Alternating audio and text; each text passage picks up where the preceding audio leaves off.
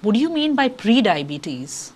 Pre-diabetes, if we can say, is impaired glucose in the patient. Means if the blood sugar fasting is 100 to 140, that range we usually term it as impaired glucose.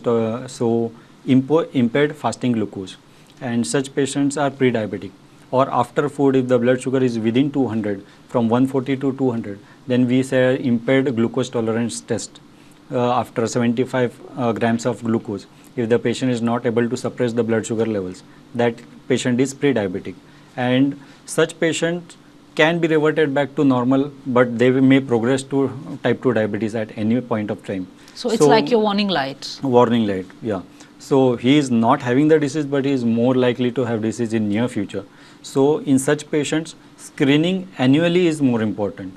Better to, according to the guidelines, every 3 years the screening is supposed to be done in such patient. But I recommend annually at least everyone should get it checked. At least the blood sugar levels and HbA1c levels.